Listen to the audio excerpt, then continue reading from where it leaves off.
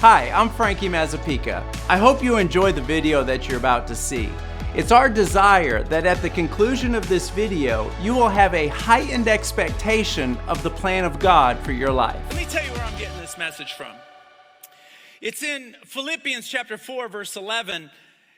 It reads this: "Not that I speak of need, because I have experienced, I have learned that in whatever state I'm in, to be content." He hasn't always been this way. He learned to be content.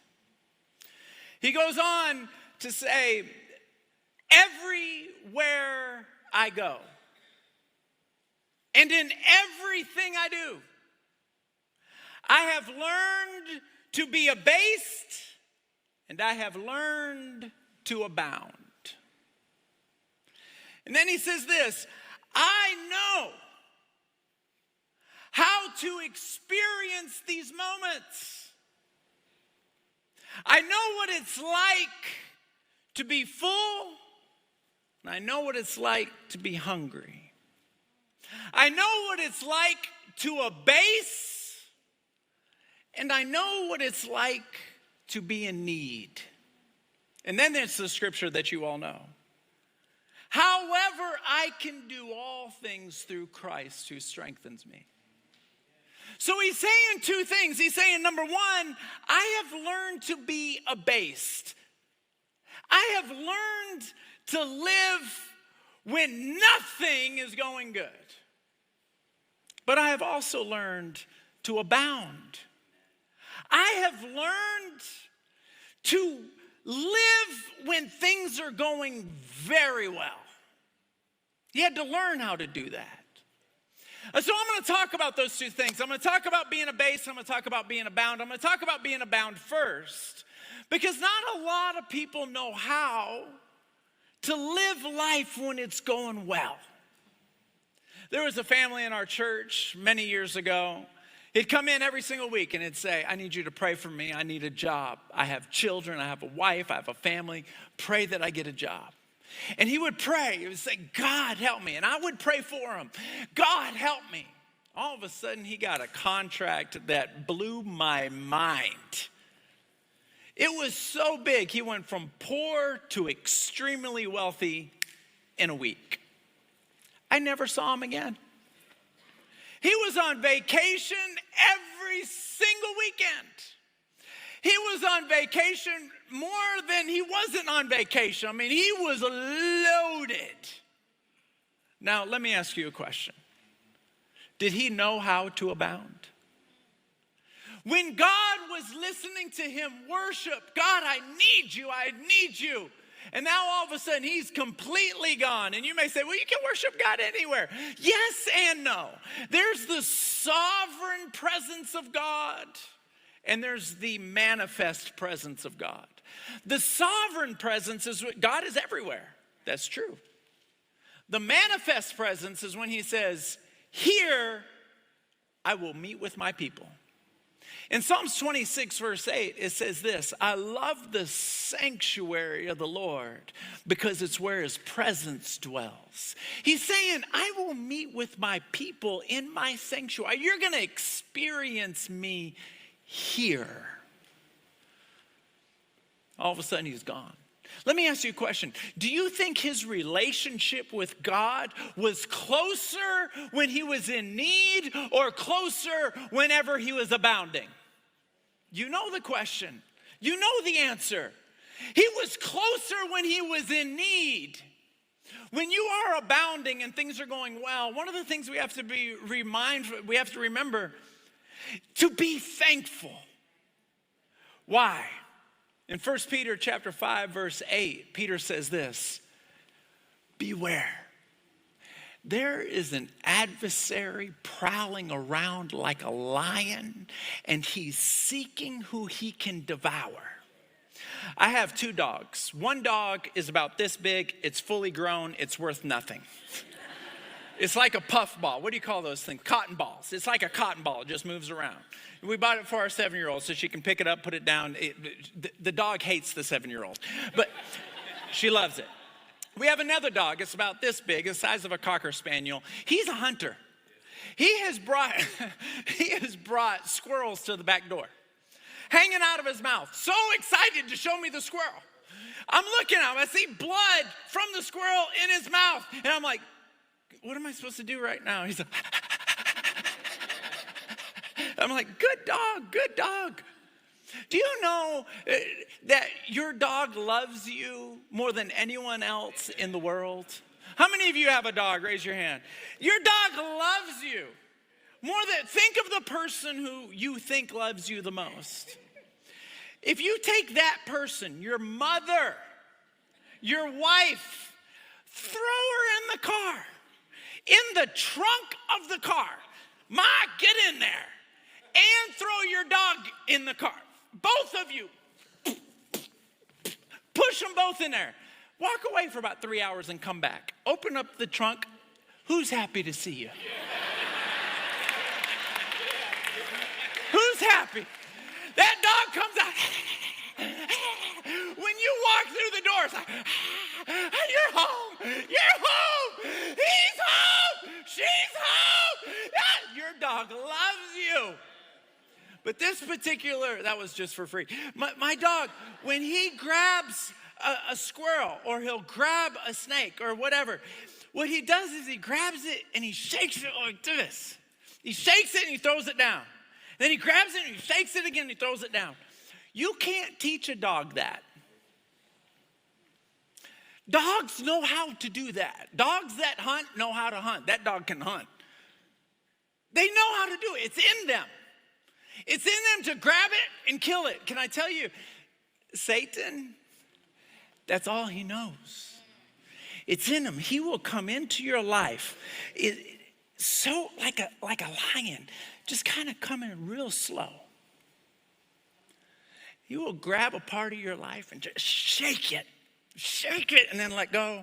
It's still alive. Grab it, shake it again, let go. Grab it, shake it again. And pieces of our life just fall down like broken ice. This is how he works. He's creeped into my life and shook it. He's creeped into your life, shook it. So when we are abounding, we ought to back up and say, thank you for protecting me. Thank you for putting a hedge of protection around me. Thank you for putting a hedge of protection around my house. Thank you for putting a hedge around my children. If this Satan had his way, your child would have died before it lived. Your child would die at 1 year old, 2 years old. If Satan had his way, you wouldn't even be here right now. It would grab every part of your life. Satan was in the presence of God. Jesus looked at him and said, do you want to try to shake my servant Job? And he says, I can't. You have a hedge of protection around him. I can't get to him. When things are going well, you ought to back up and say, thank you for that hedge. Thank you, thank you, thank you, thank you, thank you, thank you. Be thankful. Then be generous. It's funny to me, people who have recipes. How come you're the only one that's allowed to know how to make that sweet potato pie that everybody loves? You won't share the recipe. I've got friends, and some of you are in this room. You won't tell anybody how you barbecue that brisket. You're going to die with it. Let's be generous. Generous. There's people in this world that don't need your money. They need your time. They want you to sit down and spend time with them. Hold them, cry with them. But let's just jump over to being abased. When things are not going well, when God looked at Satan, he says, okay, I'll lift up the hedge of protection. I'll let you provoke him. I'll let you attack him, and I'm going to prove to you that she loves me, whether good things are happening or not. Amen. Go ahead. And there are times where that hedge of protection gets lifted up. It got lifted up in my family about 6 or 7 months ago. My wife was in bed for 3 months straight. She'd stand up and have vertigo. She'd lay down and she would feel like her heart was racing up 160 beats a second, like a minute. We took her to every single doctor in the city. I don't know. And I'm like, you went to school for 15 years. You get paid $500,000 a year. You're not allowed to say, I don't know. I'm allowed to say, I don't know. You're not allowed to say, I don't know. Have you ever been there? Say yes. It's like, you kidding me right now? You're not allowed. So they said, I don't know anyway. Obviously, I don't care what I say. We bring her back. She's laying in bed. Now, if you call me up and say, hey, Frankie, the board of the church just gave you a raise, do you think I would really care? My wife is in bed and she's sick and I don't know what to do. Because money doesn't answer everything. Now, what do? I know how to be abased. I know how to abound. I know how to be thankful. I know how to be generous. But now, sometimes we go through battles that we'll tell other people, and then there's other battles that are so hard, you don't tell a soul. Some of you that are single in the room, you may think to yourself, I wish I was married so at least I could go through this trouble with someone. Let me tell you a secret. That's all the married people laughing. Let me tell you a secret. There are certain problems and struggles and challenges and fears and insecurities you don't even tell your spouse. You say, that's not biblical. Preach that to somebody else. I'm just telling you what life is like. How do I deal with that? How to be abased. See, you will never know how much you trust God when God is all you got. When God is all you got, then you find out. Everything depends on who you depend on. If you are depending on yourself, your ingenuity, your charisma, your smarts, your money, your relationships, if that's what you are depending on, you're in trouble.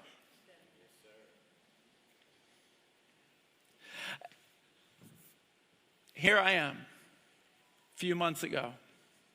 I come walking into my office, I shut the lights off, I put whatever in my ears so all I can hear is like white noise, and I close my eyes and I envision Jesus' face.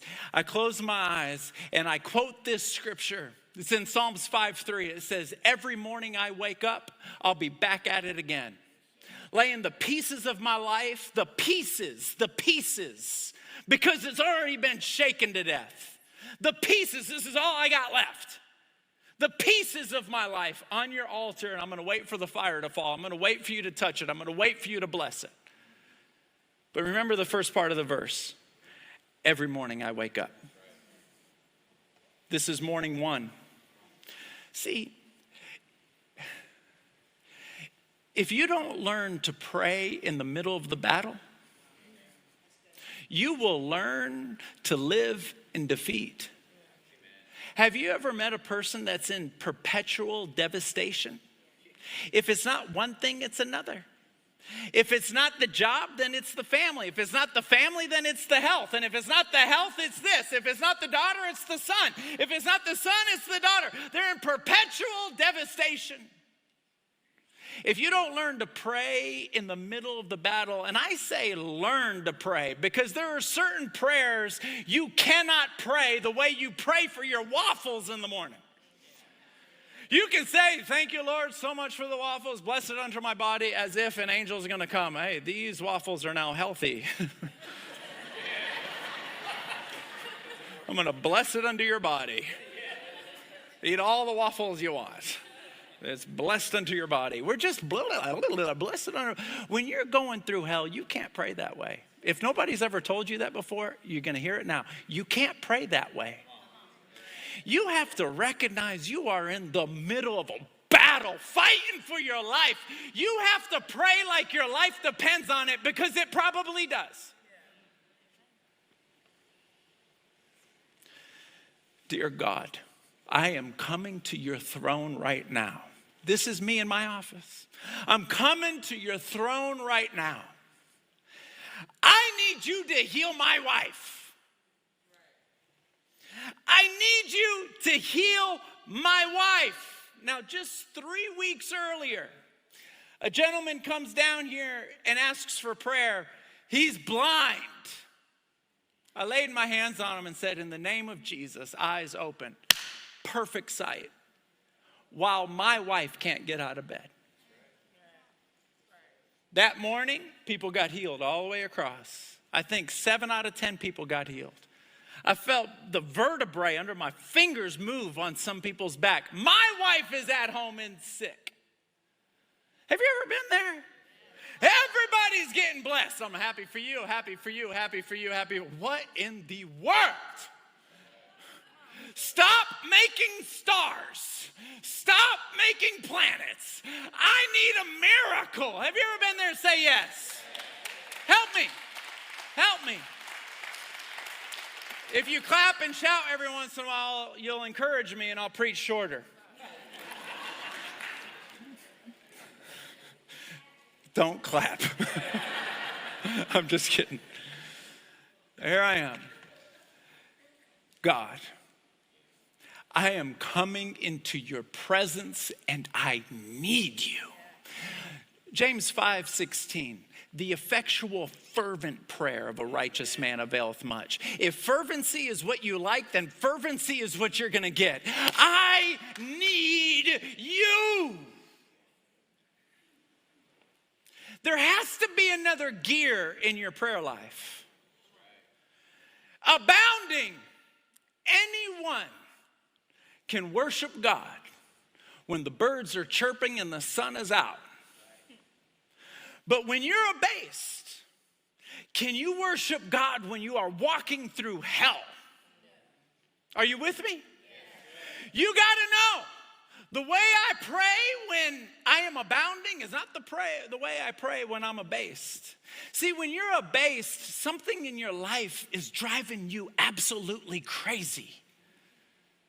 God, you were using me 6 months ago. Now you're not using me at all. I've prayed for people before and they get healed, and then 2 weeks praying for people, nobody gets healed. I'm like, what in the world? What's going on? Dear God, the next day, I'm back at it again. Yes, this is my voice again in your presence. I'm back at it again. I'm back at it again. I'm back at it again. Jesus, you're all I got. You're all I got. Where else am I going to go? Who am I going to call? There's nobody to call. You're all I got. The relationship that's developed in the battle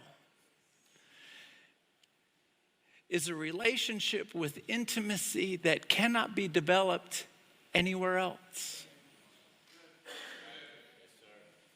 Anywhere else. Coming home, the kids already know mom's sick. They don't ask if mom's sick. They already know she's sick. They just know. Dear God, I'm back at it again. I'm back at it again. Isaiah 62 verse 6 says this: those of you who pray, give yourself no rest. Don't rest. And give God no rest until he completes his work. When you're done praying and you are abased, start over. I've told God, I can't stop praying. There's too much on the line. There's too much on the line. Let me tell you a secret of how to navigate being abased. And this secret, you already know, it's in the depths of everyone's soul. It's in their soul. My senior year, when I turned around and looked at Sean, my closest friend, and said, "You're never going to see me again." And I never saw him again. I never saw anyone in my senior class again. Today was the first day when Josh came walking through the door, 20 years. I knew there was something in here, and I had to figure out what it was, because everything this life had to offer me, I experienced it. I've been to every single party you could go to in high school and come home at 3 a.m, all sweaty, and take my boots off. And I said out loud one night, talking to the world, in the bed by myself, "Is that all you got? Like, that's the best you got?" It's a depressing feeling when you feel like you have no hope. The marriage is never going to get better. The kids are never going to get better. You're not going to get a better job. You're stuck.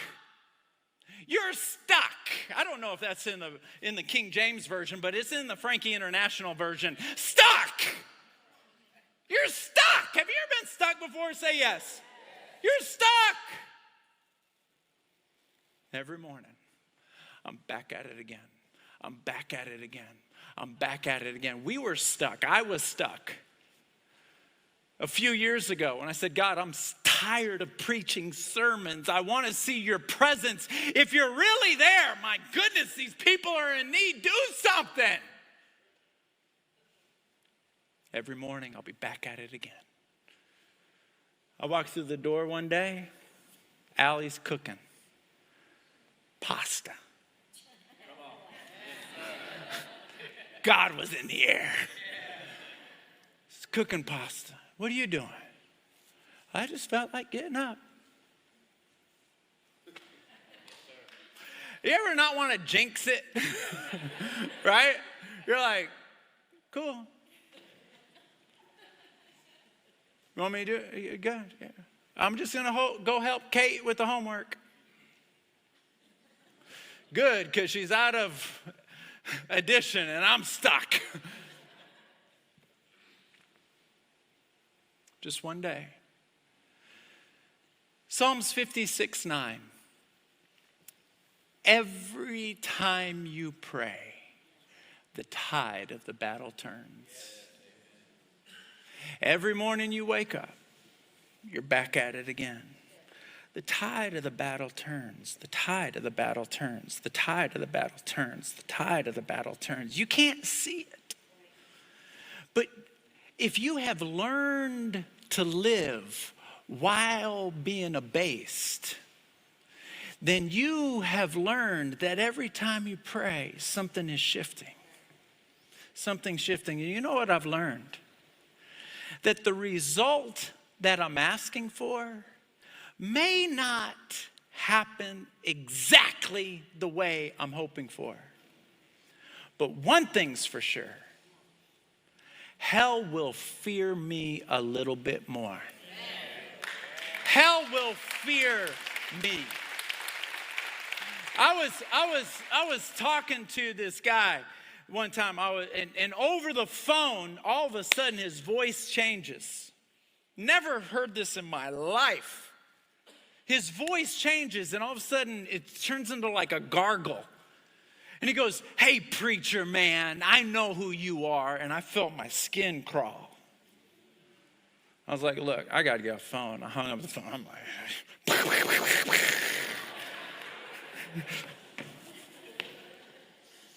after I calmed down, I said to myself, "Yeah, you know who I am. I'm the one that wakes up every single morning and calls on God. I'm the one that when I feel like I'm a million miles away, I still call on God. I'm the the one when all my life falls apart, I'm still calling on God. Yeah, you know who I am. You know who I am. You know who I am. I want to tell you, when you go through an abased season and you've been calling on God, you're not the same person when you come out. You got fire in your veins. You got thunder in your soul. There's a different look in your eye. If you've ever been through a divorce, you know what I'm talking about. It didn't end the way you wanted it to end, but your shoulders back, they're back. Are you with me? Have you ever fought for someone's life? Have you ever prayed for your kids deeper and more passionately than you've ever prayed for yourself? Every single one of those battles. Some of those battles you won and you can't even remember they existed because God just made it boom, boom. It happened so fast you were on to the next battle you forgot to celebrate it. And now, there's something in your eye. You're a little tougher. You're a little leaner. And when you pray, hell trembles. I could feel before service, I could feel like a chill bump on my arm. I knew it was the presence of God. And I thought, man, something is about to go down today. Because I'm not coming to you with a script. You go through hell a few times, your script gets burnt. Are you with me? Has anyone's script ever got burnt? Like, this wasn't plan A. This wasn't plan A. And then all of a sudden you back up and you go, but I think I'm liking what God's doing. I don't know what he's doing, but I'm liking what he's doing. I can feel it in my veins. Have you ever felt that? You can feel it in your veins. Let me tell you God's plan for your life. Some of you are like, you don't even know me. I know. Let me tell you God's plan for your life. God's plan for your life is to walk with you just like he walked with Adam and Eve. The world is still a garden. To walk with you through this garden. Moses said this, Exodus 33:13. If I have found favor in your sight, let me know your ways so that I may enjoy you more fully. You walk with him to where you know his ways. Have you ever known somebody so well, you know what they're thinking before they say it? You're like, I know what you're thinking. You're walking with him so much, you can feel what he wants to do. And then John 14:12 applies to you. When Jesus said, the things that I have done, you will do also. In other words, you're going to walk with me. You're going to talk with me. You're going to know my thoughts. I'm going to know your thoughts. And what I want to do around you, I'm going to do it through you. When someone's sick, I want to be the one to pray. Like I elbow people. No, I'm going to pray. I want to pray. But people who have seen miracles, they're like elbowing me out of the way. And I want to pray. Our prayer partners are some of the selfish people you've ever met in your life. They want to pray for everybody. Because when you see a miracle, you get addicted to it. That's God's plan for your life. Sometimes it'll be with a word. Sometimes it'll be an expression. Sometimes it'll be a prayer. Sometimes you'll just walk into a room and the atmosphere changes. That's God's plan for your life. But when that starts happening on a regular basis, and I'm going to show you a video in just a second, these are the things that happen. So I'm not distracting you. Why don't you guys go ahead and bring those blinds down for me. For those of you that are new, 3.5 years ago, I was interviewing a lady who had a non-for-profit organization called Elijah Rising. right here on the stage. She went into a full cardiac arrest. Blood's coming out of her nose, out of her mouth. I'm holding her head. Paramedics came. She was dead. I had blood in my fingers for the second service. It happened in the first. All the saints back there, all the church, they had to leave the sanctuary and go pray in the lobby. The paramedics didn't want anybody in the room. After she was dead, full cardiac arrest, no brain, no breathing, no heart. Something like 12, 13, maybe 15 minutes. They start putting all their stuff back. She comes back to life. All of a sudden, her heart, boom, boom, boom, boom, boom, boom. She still wasn't breathing, still had no brain activity. The next day, I go to the hospital to visit her. She's eating pudding, and she says, "I'm sorry I messed up your service, dude."